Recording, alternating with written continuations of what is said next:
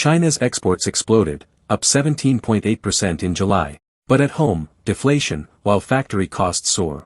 Wait, exports surge, yet deflation. Hey everyone, I'm Zimo. Hey everyone, I'm Zimo. Today, China's most divided economy. July exports surged 17.8% year-on-year. Full-year trade surplus hit $1.2 trillion. What does that even mean? The biggest single-country surplus in history. As the New York Times put it, China is flooding global markets. CNBC, the largest single-country surplus ever. A record trade surplus in human history. Isn't that a good thing? The world is scrambling to buy. On the surface, it looks great. But look closer, 3 cracks. The US market just got cut by a fifth. Crack 1, US exports plunged 20%. US tariffs really hurt. It hurts. But China isn't slowing down. It just turns around, drops the US, sells to the global South, Southeast Asia, Middle East, Latin America, Africa. Just switching customers. Exports keep surging. The surplus piles up like a mountain. But crack 2 is the deadly one. Factory prices are skyrocketing.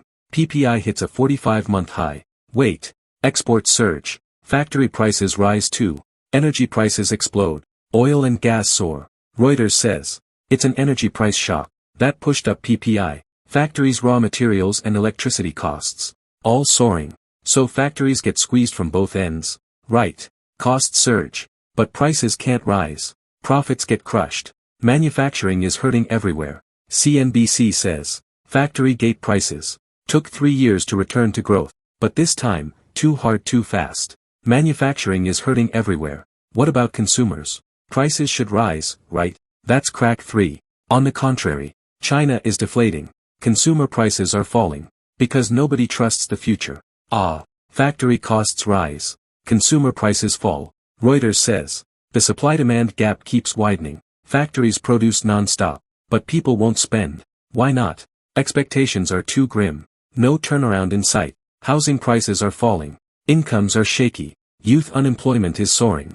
Even the rich won't spend. It all sits in the bank as a cushion. So capacity floods into exports. Forbes nailed it. Fortune, this model can't last.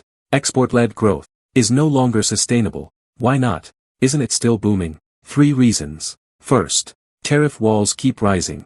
America is just the start. The EU and Brazil are adding barriers. The world is walling off Chinese goods. Second, only low-end assembly, not high-end manufacturing. The global South market is limited. Southeast Asia, Latin America, the Middle East combined, still can't match the US. Third, and deadliest, rivals are waking up. India, Vietnam, Mexico are taking orders. Supply chains are de-Chinifying fast. Apple and Tesla are moving lines to India and Vietnam. Exports shine so bright they hide weak demand. The export boom may be the last hurrah. But the core problem isn't external. The Economist nailed it. It's internal. 1.4 billion people won't consume. The Economist's deep dive hits home. Exports are China's superpower. And its fatal weakness. Made by exports, broken by exports. Right. Exports shine too bright. And mask the weak domestic demand. Goldman just raised China's growth forecast. Isn't that good news? But it's all propped up by exports. Domestic demand, almost zero. The consumer engine is dead. Classic one-legged growth. And that leg is getting heavier. Energy costs rise. Labor costs rise. Reuters headline says it all. Made in China's cost edge is fading. So why is the world still buying? The supply chain is complete. Irreplaceable. From screws to chip packaging. Vietnam and India can assemble, but not build a full chain. How long can this edge last?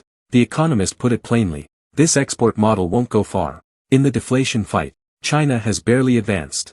Domestic demand still won't pick up. Right. Behind the $1.2 trillion surplus. A super factory whose own people don't consume. How long can this model run? Tell me in the comments. Dare you spend big this year? This episode is packed. Save it and digest slowly.